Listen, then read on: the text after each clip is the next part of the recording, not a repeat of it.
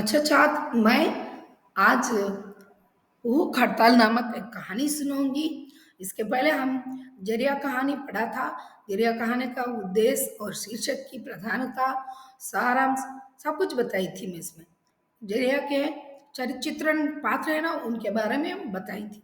अब हम भूख हड़ताल कहानी पढ़ेंगे। भूख हड़ताल कहानी के कहानीकार बालसव रेड्डी है। बालसव रेड्डी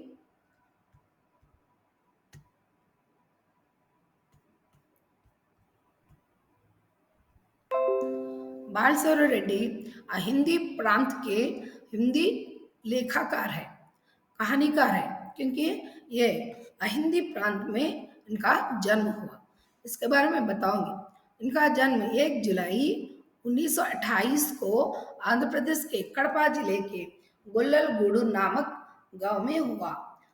नेल्लूर, कड़पा, इलाहाबाद और वाराणसी से इन्होंने शिक्षा प्राप्त की है।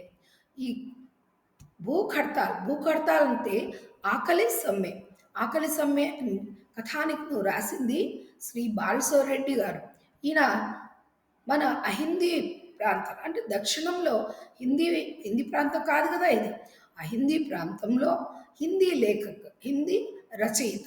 మరి ఈయన గురించి నేను కొన్ని చెప్తాను. ఈయన 1928లో జూలై 1న ఆంధ్రప్రదేశ్ యొక్క కడప జిల్లాలో గొల్లలగూడూరు అనే ఊర్లో ఈయన జన్మించడం జరిగింది.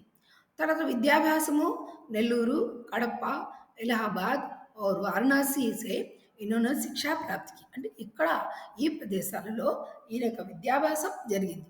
दक्षिण के श्रेष्ठ हिंदी साहित्यकारों में बालसव रेड्डी जी एक है. అంటే దక్షిణాన అంటే మన ఆంధ్రప్రదేశ్, తమిళనాడు, కర్ణాటక, కేరళ ఇదంతా దక్షిణం. ఈ దక్షిణంలో ఈయన అంటే ఇక్కడ హిందీని మాట్లాడరు, హిందీని చదువుకుంటాం, కానీ హిందీ ప్రాంత్ కాదు ఇది, అహిందీ ప్రాంత్లో హిందీ సాహిత్యకారుడుగా గొప్ప పేరుంది. दक्षिण में राष्ट्रभाषा हिंदी को समृद्ध एवं लोकप्रिय बनाने में श्री रेड्डी जी का योगदान అవిస్మరణీయ. దక్షిణాన హిందీని అభివృద్ధి చేయడంలో లోకప్రియగా చేస్తున్నారు హిందీని. ఆ విధంగా చేయడం అనేది ఈయన యొక్క పాత్ర ఎక్కువ ఉంది, అంటే మరువలేని పాత్ర. उनकी मातृभाषा तेलुगु है, फिर भी राष्ट्रभाषा हिंदी के प्रति उनके हृदय में श्रद्धा और प्रेम की भावना कूट कूट कर भरी हुई है. छात्र, इसके आगे भी मैं आपको बताई हुई है, एक कहानीकार का परिचय बता दिए है, लेकिन अब तुम फिर एक बार से पुनः स्मरण कर लेंगे. अच्छा चलो, ये आंध्र प्रदेश के हैं, हिंदी प्रांत के हिंदी लेखक और साहित्यकार है. इनकी मातृभाषा तेलुगु है, फिर भी महाराष्ट्र राष्ट्रभाषा हिंदी के प्रति उनके हृदय में श्रद्धा और प्रेम की भावना कूट कूट कर भरी है. తెలుగు మాతృభాష తెలుగున్నా కూడా ఈయనకు హిందీ అంటే అమితమైన శ్రద్ధ, ప్రేమ. కాబట్టి ఈయన మనసులో ఈయనకి ఈ హిందీ అనేది కూట్ భరి హై. కూట్న అంటే దంచి అంటే ఎక్కువగా అభిమానం ఉంది. హిందీ అంటే ఎక్కువ అభిమానం ఉంది.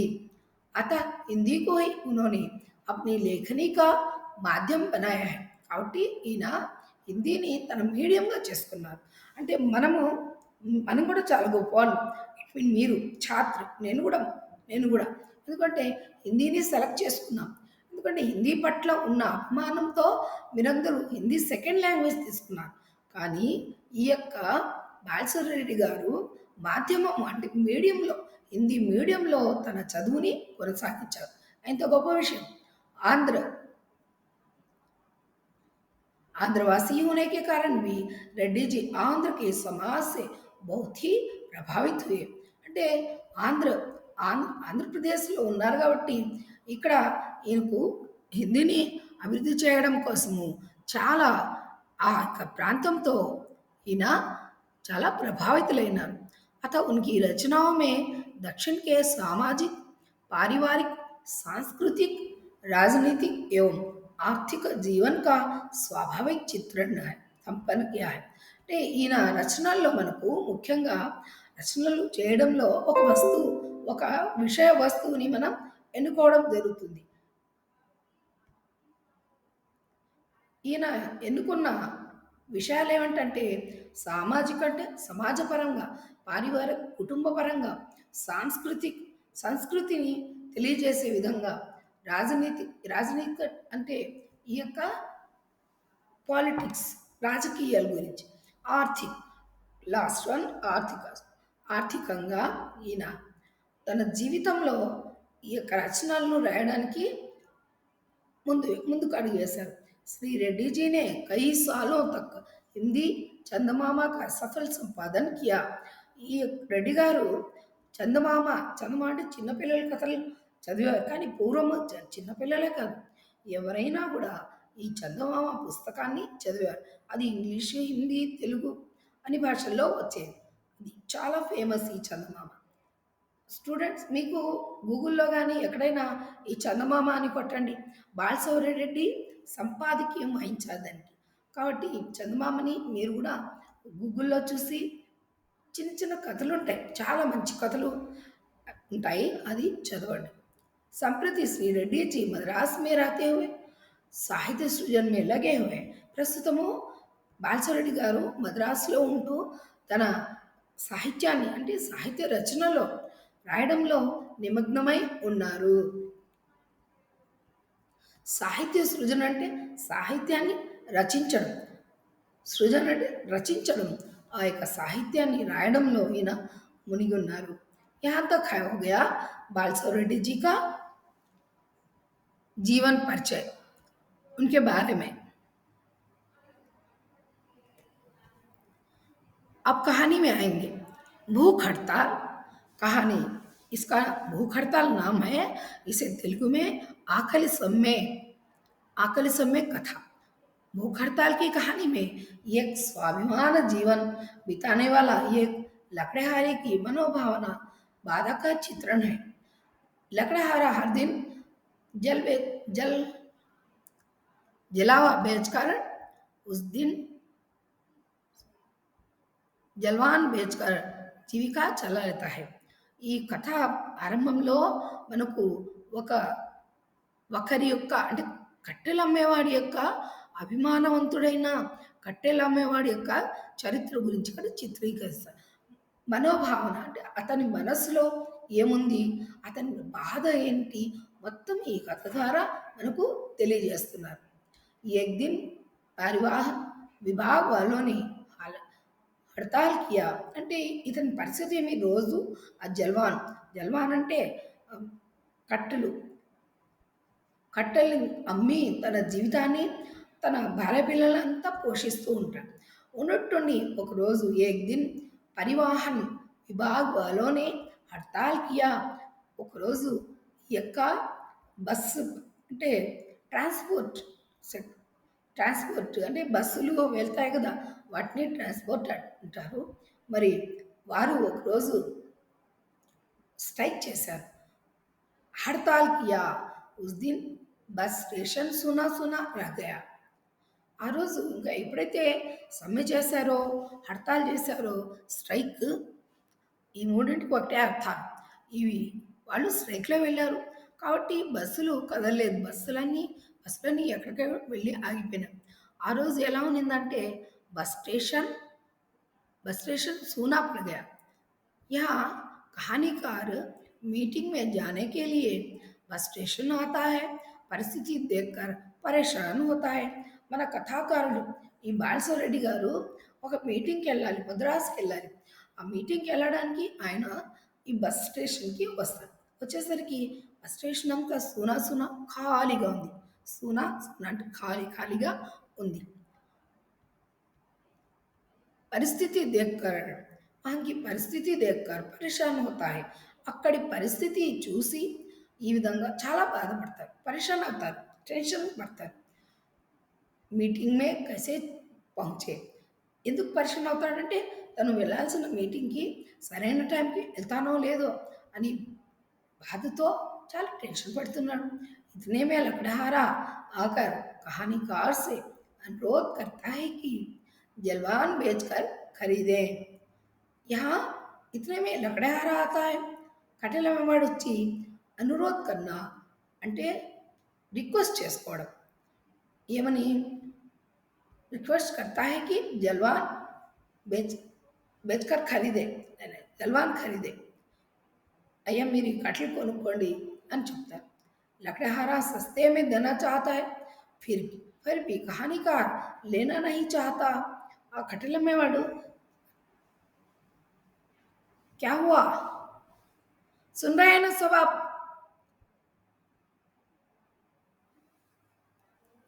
अच्छा लकड़हारा ने कहानीकार से पूछता है साहब जी लकड़ियाँ खरीदो అంటే ఈ కట్టెలు మీరు కొనుక్కోండి అని అడుగుతారు లకడహారా సస్తే మీద నా చాహతా है సస్తా అంటే అగ్గువ మహంగా అంటే ఎక్కువ సస్తా తక్కువ మహంగా అగ్గు అంటే ఎక్కువ సరే కాబట్టి ఆయన ఆ లకడహారా చాలా చీప్గా సస్తే అంటే చీప్గా కూడా చెప్పచ్చు చీప్గా ఈ యొక్క కట్టెలను అమ్మజూస్తాడు కానీ ఇక్కడ लकड़हारा सस्ते में देना चाहता है फिर भी कहानीकार लेना नहीं चाहता ఆ యొక్క మన బాలసరెడ్డి గారు కహానీకారు కొనడానికి ఇష్టపడరు ఎందుకు ఇష్టపడరంటే క్యోంకి ఈ సమయ మీటింగ్ మే జాతా హై అంటే అతను ఈ ఈ సమయంలో మీటింగ్కి వెళ్ళాలి మీటింగ్కి వెళ్ళాలి కాబట్టి ఆ కట్టెలు కొనలేకపోతున్నారు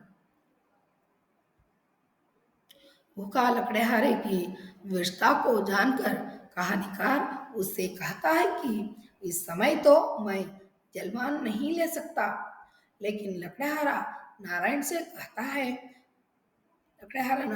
है तुम ये 2 रुपये ले लो लकड़ी भी साथ में ले जाओ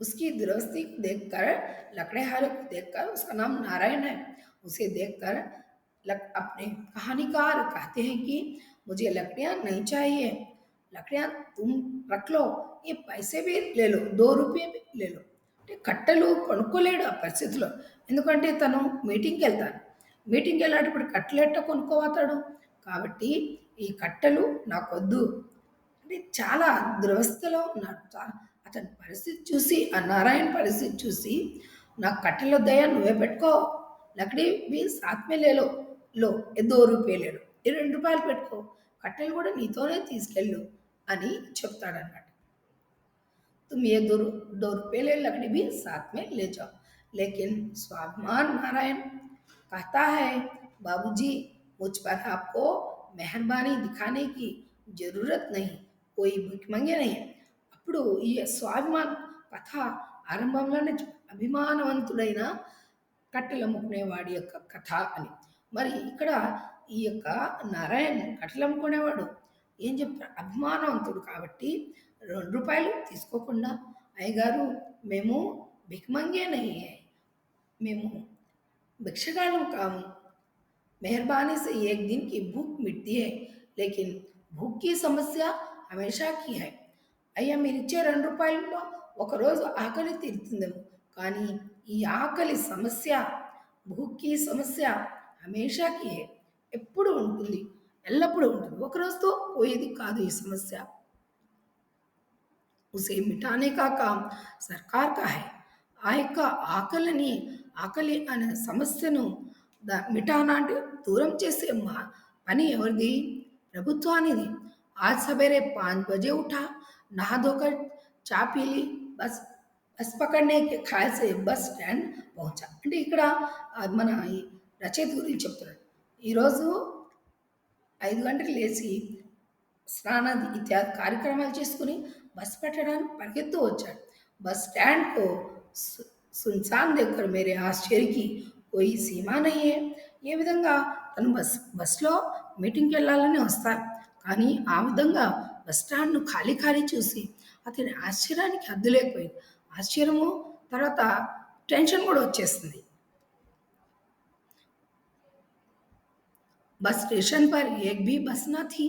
हमेशा मुसाफिरों से खचाखच भरा रहने वाला బస్ స్టేషన్ అది ఏకదం ఖాళీ థా. ఇక్కడ ఈ రచయిత చెప్తున్నారు. నేను పొద్దున్న లేసి కాలకృత్యాలు తీసుకొని స్నానత్యాదులు చేసి బస్ పట్టడానికి బయటకొస్తే ఈ ఇదేందో పరిస్థితి ఒక్క బస్సు కూడా లేదు అని ఆశ్చర్యంగా వచ్చేస్తాం.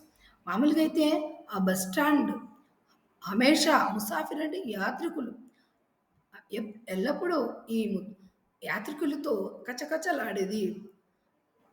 లేకిన్ ఆజ్ ఎక్దమ్ ఖాళీ థా. కానీ ఈరోజు శూన్యంగా ఉంది. అంటే ఖాళీగా ఉంది. ఎవరు లేరు. ముझे लगा कि मैं कहीं गलत जगह पहुँच गया हूँ. కానీ మళ్ళీ రచయిత ఆలోచిస్తుంది. ఒరేయ్! నేను బస్ స్టాండ్‌కి రాలేదేమో, వేరే వేరే ప్లేస్‌లో వచ్చేసానేమో అని ఆలోచిస్తుంది. మేరీ ఆంఖోं पर मुझे विश्वास ना हुआ. తన కళ్ళ మీద తనకే నమ్మకం కలగలేదు. అంటే నేను పొరపాటుగా వేరే ప్లేస్‌లో వచ్చానా? मुझे लगा कि मैं कहीं गलत जगह पहुँच गया हूँ. నేను నా కళ్ళు నన్ను మోసం చేయవు కానీ ఈరోజు నేను వేరే ప్లేస్‌కి వచ్చేసాను అని అనుకుంటాడు. मुझे बस स्टेशन तक पहुँचाने के लिए साले साहब ने अपनी जीप भेजी थी. మన కహానీకారును బాలశౌరెడ్డి గారిని బస్ స్టాండ్ వరకు వదలడానికి ఈ సాలే సాబ్ అంటే బామర్ది తన జీప్‌లో తనను డ్రాప్ చేసి రమ్మని పంపించడం జరిగింది. मेरे साथ ड्राइवर राजगोपाल और साले साहब का नौकर చిన్నస్వామి भी थे. అంటే తను జీప్‌లో డ్రాప్ చేసి రమ్మని తన బావమరిది పంపించారు. తనతో ఈ యొక్క రాజగోపాల్ ఉన్నారు. రాజగోపాల్ ఎవరంటే డ్రైవర్ అన్నమాట. డ్రైవర్ రాజగోపాల్, తర్వాత తన బావమరిది యొక్క నౌకరు కూడా చిన్నస్వామి కూడా ఈ యొక్క బాలశౌరెడ్డి గారితో ఉన్నాడు. ఆశ్చర్యచకిत देख बोले साहब हम लोग कल रात को आपसे बताना भूल गए. ఉన్నట్టుండి ఈ సమయం ఎందుకయ్యా అని ఆశ్చర్యంగా ఉంటే, అయ్యగారు మాకు నిన్ననే తెలుసు. ఏం తెలుసు అంటే ఈ యొక్క బస్సు బస్సు అంటే పరివాహన్ ట్రాన్స్‌పోర్ట్ వాళ్ళు పరివాహక పరివాహన్ విభాగం అంటే ట్రాన్స్‌పోర్ట్ డిపార్ట్‌మెంట్ వాళ్ళు స్ట్రైక్ చేస్తారు అనే విషయం మాకు నిన్ననే తెలుసు. आज तो परिवहन विभाग वाले हड़ताल पर हैं. सरकारी और गैर सरकारी बसें भी नहीं निकलेंगी. మాకు ఈ విషయము నిన్ననే తెలిసింది. ఏమని ఈ యొక్క ట్రాన్స్‌పోర్ట్ ఆఫీస్ వాళ్ళు స్ట్రైక్ చేశారని, గవర్నమెంట్, నాన్ గవర్నమెంట్ అన్ని రకాల బస్సుల వాళ్ళు ఈరోజు స్ట్రైక్ చేస్తారనే విషయం మాకు తెలుసు. అప్పుడు రైటర్ చెప్తారు, కహానీకారు ఏం చెప్తారంటే, అబ్ క్యా కరే? अरे भाई कुछ तो उपाय सोचा. मुझे किसी भी हालत में दोपहर तक मद्रास जाना है. అప్పుడు ఈ కహానీకారు బాధతో, అయ్యా నాయనా ఏదో ఒకటి చేసి ఏదో ఒక అరేంజ్మెంట్ చేసి నన్ను ఆ యొక్క మద్రాస్ వరకు పంపించండి. ఎందుకంటే నాకు ఈరోజు మధ్యాహ్నం లోపల నేను అక్కడ వెళ్ళి తీరాలి. ఆ మీటింగ్‌లో నేను హాజరు కావాలి. అంటే మీటింగ్ ఎంత ముఖ్యమైనదో అదేవిధంగా ఆ మీటింగ్‌లో తను పార్టిసిపేట్ చేయడం, వెళ్ళి భాగం పంచుకోవడం అనేది కూడా చాలా ముఖ్యం. शाम के 3 बजे मुझे एक मीटिंग में भाषण देना है. చూడండి, చాలా ఈరోజు సాయంత్రము మీటింగ్‌లో నేను నా ఉపన్యాసం ఇవ్వాలి. నేను భాషణ దేనా అంటే మాట్లాడడం, ఉపన్యసించడం తెలుగులో అయితే. मिनिस्टर साहब उसकी अध्यक्षता करने वाले हैं. మినిస్టర్ వచ్చి ఆ మీటింగ్‌కి అధ్యక్షత వహిస్తారు. కాబట్టి చాలా ముఖ్యమైన మీటింగ్. నేను వెళ్ళి తీరాలి అని అంటాడు. కైసీ మీటింగ్ హై సాబ్? రాజగోపాల్ నే పూఛా. ఎలాంటి మీటింగ్ సార్ అని ఈ రాజగోపాల్ డ్రైవర్ అడుగుతాడు. దానికి प्रौढ़ शिक्षा की समस्याएं और उनके निदान पर अब मेरी समस्या को सुलझाओ तो सही. ఏం మీటింగ్ అంటే ప్రౌడ్ మీటింగ్ అంటే ఈ దీన్ని ఏమంటారు, యువతకు సంబంధించిన కార్యక్రమాలు అక్కడ జరుపుతున్నారు. నేను ఆ యొక్క ప్రౌఢ్ అంటే ఇప్పుడు బాల్యం నుండి ఎదుగుదల వస్తుంది కదా! అప్పుడు ఫర్ ఎగ్జాంపుల్ ఇంటర్మీడియేట్ అనుకోండి. ఇంటర్మీడియేట్‌లో ఉన్న విద్యార్థి ప్రౌడ్ అంటారు. వాళ్ళని ప్రౌడ్ యువక్ అంటారు. యువక్, యువతి. వాళ్ళ చదువు గురించి లేదా వాళ్ళకున్న సమస్యల గురించి నేను చెప్పడానికి వెళ్ళాలి అక్కడ మీటింగ్‌లో అంటాడు. ఏదైనా కానీ ఈ సమస్యను పరిష్కరించండయ్యా అంటాడు. సాబ్ आप कृपया यहाँ पर बैठे रहिए हम लोग इस बीच पता लाकर పతా लगाकर लौट आए आते అంటే వాళ్ళు అంటారు సార్ మీరు ఇక్కడే కూర్చోండి విషయం పరిస్థితి ఎట్లుంది అని కనుక్కొని వస్తామని చెప్పి చెప్పడం జరుగుతుంది. क्या इस वक्त रेलगाड़ी नहीं మళ్ళీ డౌట్ వస్తుంది. ఒక ఐడియా వస్తుంది రైటర్‌కి. ఏమి ఇప్పుడు రైలు గాడి లేదా? ట్రైన్ లేదా?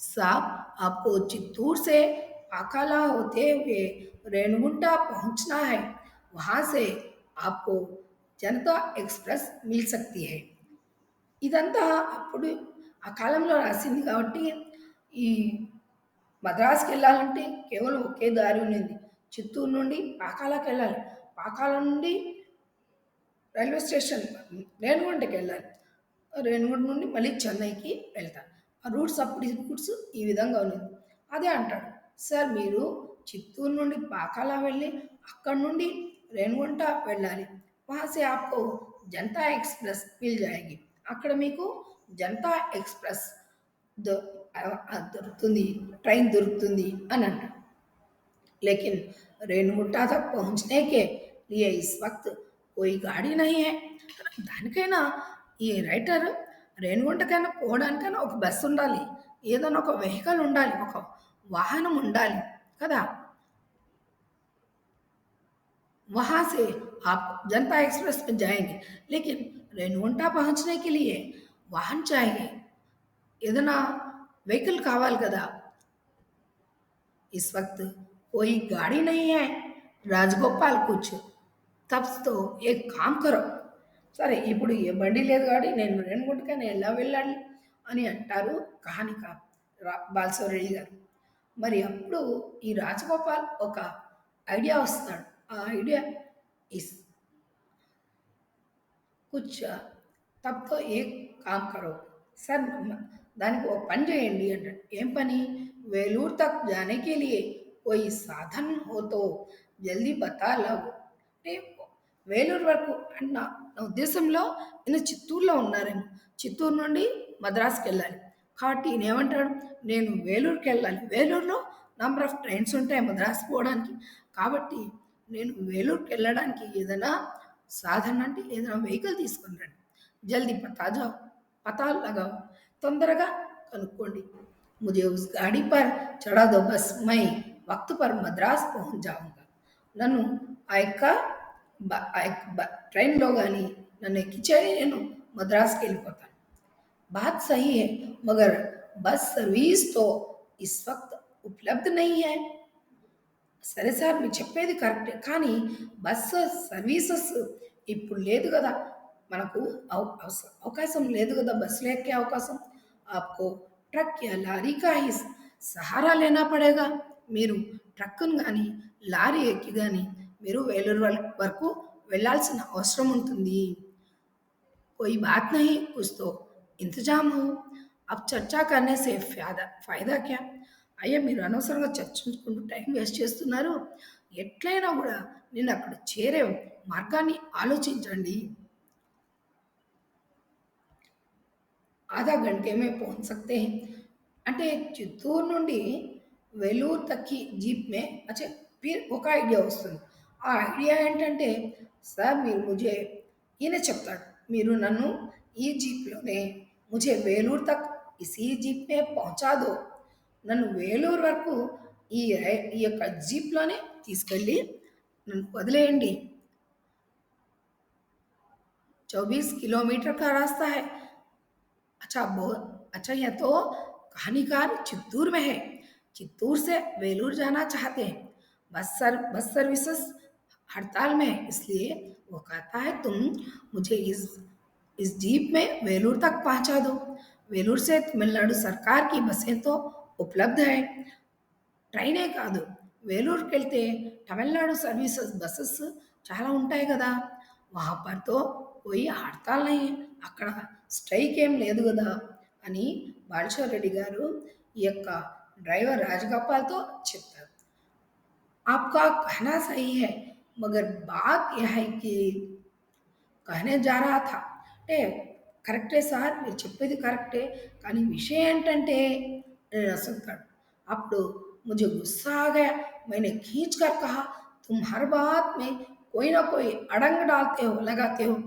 చాలా కోపం వచ్చేసింది ఈ బాలశివరెడ్డి గారికి. ఎందుకంటే ఆయన ఆయన ఏదో టెన్షన్‌లో ఉన్నారు. మద్రాసుకి చేరాలి, మీటింగ్‌లో పార్టిసిపేట్ చేయాలని ఆ యొక్క టెన్షన్‌లో ఉన్నారు. అప్పుడు ఈ డ్రైవర్ గాని, తన బావమరిది ఆ యొక్క నౌకర్ గాని ఈ మాటలు మాట్లాడతారు. అంతా సరే గాని కానీ సార్ అంటాడు. కానీ గీని లేదు. నువ్వెందుకు ఇట్లా చెప్తావు? ప్రతి దాంట్లో మధ్యలో వేలు అని ఆయన్ని అరుస్తాడనమాట. కోపమొచ్చి అరుస్తాడు. అడంగ్ దాతే అంటే మధ్యలో రావడం, మధ్యలో కాలు పెట్టడం, చేయి పెట్టడం. బోలో ఇస్మే కైసీ కట్నా హై? యెస్ చెప్పండి. అయ్యా దీంట్లో కష్టమేమి? నన్ను జీప్‌లో మీరు వేలూరు వరకు పంపించేయండి. साहब आप नाराज मत होइए. बात यह है कि आंध्र देश सरकार की गाड़ी तमिलनाडु की सीमा को पार कर नहीं सकती. అంటే ఈ యొక్క ఆంధ్రదేశం జీప్ గాడి కదా! గాడి అంటే జీప్. ఆంధ్రప్రదేశ్ నుండి తమిళనాడు సీమలకి ఇది పోకూడదు. అప్పుడు చాలా ఇబ్బందులుగా ఉన్నింది. చెక్ పోస్టులున్నాయి. ఒక రాష్ట్రం నుండి ఇంకో రాష్ట్రం పోవాలంటే చాలా ఆహ్, పద్ధతులు ఉంటాయి. కాబట్టి ఇదే చెప్తాడు ఆ యొక్క డ్రైవర్. ఈ యొక్క బస్సు సారీ లారీ ఆంధ్రప్రదేశానికి సంబంధించింది. జీప్. इस जीप में आपको తమిళనాడు तक जाना कठिनाई है. అది పోలేము. తమిళనాడులో మనం పోలేము అని అంటాడు. हाँ, हाँ, मैं समझ गया. अरे भाई यहाँ से तो रोज सैकड़ों ट्रक మద్రాస్ జాతే హై. తెలుసయ్యా నువ్వు చెప్పింది కరెక్టే. కానీ ఆంధ్రప్రదేశ్ నుండి అనేక ట్రక్కులు ఈ మద్రాస్ వైపుకి వెళ్తాయి కదా! परिवहन अधिकारियों मेरे दोस्त है. तुम उनके घर जाकर मेरी हालत बता दो और कुछ इंतजाम करके ఆ जाओ. పరివాహన్ ట్రాన్స్‌పోర్ట్ ఆఫీసరు నా మిత్రుడు, నా ఫ్రెండ్. నువ్వు వాళ్ళ ఇంటికెళ్ళి నా పరిస్థితి గురించి వాళ్ళకి వివరంగా చెప్పు. అతనేం చెప్తాడో అది తర్వాత చూస్తాం. వాళ్ళ ఇంటికి వెళ్ళు. ఇంటికి వెళ్తే అతను ట్రాన్స్‌పోర్ట్ ఆఫీసర్ కదా! ఏదో ఒక ఇంతజామ్ అంటే అరేంజ్‌మెంట్. అరేంజ్‌మెంట్. ఏదైనా వేరే వెహికల్ అరేంజ్ చేశాడు. తబ్ తక్ మై యహీ బైఠా రహూంగా. అంతవరకు నేను ఇక్కడే కూర్చొని ఉంటాను అని అంటాడు. మద్రాస్ జాతే హై.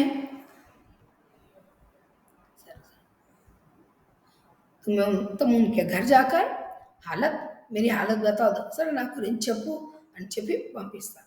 రాజగోపాల్ और చిన్నస్వామి జీప్ స్టార్ట్ करके चले गए. రాజగోపాల్ మరియు చిన్నస్వామి ఉన్నారు కదా! వాళ్ళిద్దరు జీప్ ఎక్కి స్టార్ట్ చేసుకొని ఆ ట్రాన్స్‌పోర్ట్ అధికారి యొక్క ఇంటికి వెళ్తారు. మై మై సిమెంట్ బెంచ్ పర్ లుఢక్ రహా. లుడక్ పడ చాలా అలసిపోయినాడు. అక్కడ సిమెంట్ బెంచ్ ఉంటే దాని మీద ఇట్లా పడుకున్నాడు. లుడకన అంటే పడుకోవడం. దిల్ మే బేచైనీ థీ. ముస్సే బైఠా నహీ రహా. చాలా టెన్షన్‌గా ఉన్నింది. బాధగా ఉంది. తను అసలు మనస్సు ఎటుపెటో ఆలోచిస్తూ నేను ఈరోజు వెళ్తానా లేదా మీటింగ్‌కి. అంతే కదా! ఇప్పుడు ఫర్ ఎగ్జాంపుల్ మీకు ఒకటి చెప్తాను. మీకు ఎగ్జామినేషన్‌కి రావడానికి చౌడేపల్లి నుండే రావాలనుకో. రాజేష్ రావాలి. చౌడేపల్లి నుండి వచ్చేటప్పుడు బస్సులన్నీ స్ట్రైక్ అంటే ఎంత బాధపడతానో. అవునా రాజేష్? బాధపడతావు కదా! अच्छा खड़ा उठ खड़ा नहीं होता था. ఓకే. ఓకే. రాజేష్ నిన్నే అడిగినా, ఒకవేళ ఈ సందర్భంలో స్ట్రైకులు చేస్తే పరీక్షల సందర్భంలో మీరెట్లా ఫీల్ అవుతారు? భయపడతారు కదా! భయపడతారు, టెన్షన్ వచ్చేస్తుంది. అదేవిధంగా ఇక్కడ బాలసురెడ్డి గారు కూడా టెన్షన్‌గా నిలబడలేకపోయినారు, కూర్చోలేకపోయినారు. ఇలా పడుకున్నారు. चहल कदम करने लगा. एक कोने में टीन का షెడ్ బనా థా. చాయ్ చాయ్‌కి ఛోటీ-సీ దుకాన్ భీ థీ. అక్కడ ఆ యొక్క బస్ స్టాండ్‌లోనే ఒక మూలన ఒక రేకుల షెడ్ ఒకటున్నింది. ఆ షెడ్‌లో టీ అంగడి పెట్టుకొనున్నారు. అంగడి దుకాన్ छोटी చిన్న దుకాన్ చిన్న అంగడి ఉన్నింది. जब कुछ सोच रही सोच सूझ नहीं रहा था तो मन में दूसरी दिशा में दौड़ने के ख्याल से చాయ్ కి దుకాన్ తక్ పహుంచా. అంటే మనసులో ఒకే టెన్షన్. నేను మీటింగ్‌కి వెళ్తానో లేదో. మీకు టెన్షన్ ఉంటుంది కదా! నేను ఎగ్జామ్‌కి పోతానో లేదో. ఎంత దూరం ఉంది. కాలేజ్ ఇంత దూరం ఉంది. కాలేజీకి పోవాలి. అక్కడి నుండి ఆటో ఎక్కాలి అని ఎంత డె టెన్షన్ ఉంటుందో ఆ విషయం నాకు బాగా తెలుసు. కాబట్టి ఈ యొక్క పరిస్థితి నుండి బయటపడడానికి ఆయన ఆ టీ అంగడి దాకా వెళ్తాడు. चाय पी ली, सिगरेट सुलगाया और जोर की एक कश ली। चाय भी पिया और सिगरेट सुलगाया, एक जोर की कश भी लिया। मुझे लगा कि अब मेरा दिमाग का టెన్షన్ కమ్ హో గయా.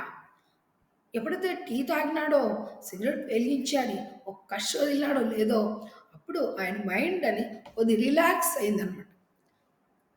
यह समस्या मेरी ही नहीं बल्कि पूरे समाज की है। मुझ जैसे कई जरूरतमंद लोग आज अपनी मंजिल तक पहुंचने से रह गए होंगे.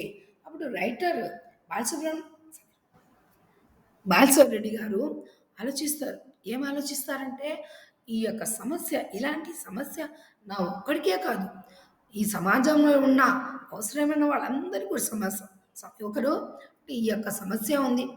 कोई शादी में वक्त पर पहुंच पाया ना होगा. కొంతమంది పెళ్ళిళ్ళలో ఆ సమయానికి పెళ్ళిళ్ళు చేరతామా లేదా అనే సమస్య. किसी को आज नौकरी में प्रवेश करना होगा. వేరే వారికి కొంతమందికి ఈరోజు ఉద్యోగంలో చేరే రోజు.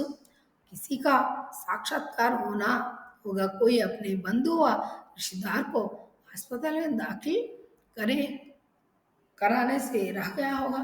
అంటే ఎవరెవరికి సమస్యలు ఉన్నాయని చెప్తున్నా. ఇతనికి ఒక్కటే కాదు ఈ సమస్య. అనేక మందికి అనేక సమస్యలు ఉన్నాయి. ఒకరికేమో పెళ్లిలో వెళ్ళాలి, ఇంకొకరికేమో నౌకరీలో ఉద్యోగంలో చేరాలి, మరొకరేమో ఎవరినో సాక్షాత్కారం అంటే ఎవరితోనో గొప్ప పరిచయం ఉంటుంది. లేదా ఇంకొంతమందికి ఎవరో బంధువుల్లో ఒళ్ళు బాలేకపోతే, ఆరోగ్యం బాలేని పక్షంలో హాస్పిటల్‌లో చేర్చడానికి వెళ్తూ ఉండొచ్చు. తబ్ ముజే తసల్లి మిలి. అప్పుడు అతనికి కొద్దిగా తసల్లి అంటే మనశ్శాంతి అనేది లభించింది. ఎంతసేపు తనే టెన్షన్‌గా ఉన్నాడు. నాతో పాటు ఇంకో చాలామంది ఉన్నారు కదా! ఇది మాత్రం చాలా కరెక్ట్. ఇప్పుడు మన రాజేష్ అనుకో, మిగిలిన వాళ్ళని దగ్గర దగ్గర వాళ్ళు రాజేష్‌నే అడుగుతాను. రాజేష్ చౌడేపల్లి నుండి ఎగ్జామ్‌కి రావాలి. అప్పుడు నీతో పాటు ఇంకా కొంతమంది చాలామంది అక్కడ ఉంటారు. ఏమయ్యా బస్సు రాలేదు. ఓరే! నా ఒక్క సమస్య కాదు ఇది. చాలామంది ఉన్నారులే. అది అనుకున్నప్పుడు మనకు మనశ్శాంతి కలుగుతుంది కొద్దిగా. मैंने सोचा कि प्रौढ़ शिक्षा को लेकर मेरे लेक्चरबाजी करने का ही आम आदमी का सवाल हल होने वाला है नहीं. आए दिन इस समाज में कोई ना कोई आंदोलन होता रहता है.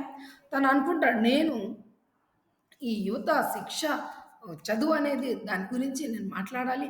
కానీ ఈ రోజుల్లో అనేక మంది అనేక సమస్యల్లో ఇరుక్కున్నారు. ఆ సమస్యలు ఏ విధంగా తీరుతుంది అంటే, ప్రతిరోజు రోజు రోజుకి ఇలాంటి స్ట్రైకులు, సమ్మెలు చేస్తూనే ఉన్నారు. కానీ ఇలా చేసినప్పుడు ఎంతమంది ప్రజలు ఎంతగా ఇబ్బంది పడతారు అని ఆలోచిస్తారు. हर घड़ी कोई ना कोई हलचल होती रहती है. ప్రతి घड़िया ప్రతి సెకను ప్రతి నిమిషము హల్చల్ గొడవలుగానే ఉంటుంది. ఏదో ఒక సమస్య. तभी एक अधेड़ उम्र का आदमी मेरी तरफ आज వారి నజరే గడాయా. అంటే అప్పుడే ఒక వ్యక్తి, అధేడ్ అంటే వయసులో ఒక 50 పైన వాళ్ళు, అట్లాంటి వాళ్ళు తన్ను చూస్తూ నిలబడినాడనమాట. నిలబడితే నీరస్వరమే బోలా. అతను చాలా నీరసంగా ఉన్నాడు, బలహీనంగా ఉన్నాడు. అతను చెప్తాడు. ఏమని చెప్తే, బాబూజీ ఆప్ జల్వాన్ ఖరీద్నా చాహెంగే. అప్పుడు ఈ నారాయణ్ కట్లమ్మేవాడు మన ఈ రైటర్కి ఎదురొచ్చి అడుగుతాడు, బాబు ఈ జల్వాన్ కట్టెల మీద కొంటారా? అప్పుడు ఈ మన బాలశౌరి గారు ఏం చెప్తారంటే, నహీ భాయి హమ్ తో ముసాఫిర్ హై. లేదయ్యా నేను యాత్రికుడిని, యాత్ర చేసేవాడిని. బాబూజీ ఆజ్ కోయి గ్రాహక్ నహీ ఆయే, సస్తే మే బేచూంగా లేతే జాయియే. అయ్యా ఈరోజు నా దగ్గర కట్టెలు కొనడానికి ఎవ్వరు రాలేదు. గ్రాహక్ కొనేవాళ్ళు ఎవరు రాలేదు, మీరు కొనుక్కోండి. బడే లకడహారే నే బూఢే లకడహారే నే గిడగిడాకర్ కహా. అంటే వృద్ధుడు వృద్ధుడైన ఆ కట్టెలమ్మేవాడు గిడిగిడా వణుకుతూ చెప్పాడు.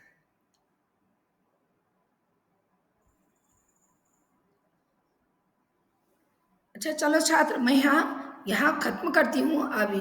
ध्यान से देखिए, 6 तक हो गया, 7 है। इसे मैं कल बताऊंगी आपको।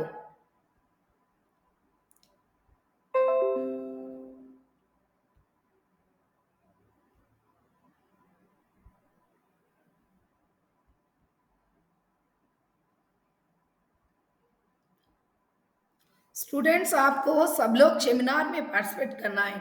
अगर सेमिनार, मुझे तो प्रोजेक्ट दे दिया, सेमिनार में 2 लोग ही, सिर्फ 2 लोग ही पार्टिसिपेट करें। आपको मिड मार्क्स देना है ना, इसके लिए मैं ज़रूर आपको सेमिनार पार्टिसिपेट करेंगे। आप प्रिपेयर हो जाइए। मैं टॉपिक भी बता चुकी हूँ आपको। आप प्रिपेयर होकर एक एक कर सेमिनार भी देना चाहिए आपको।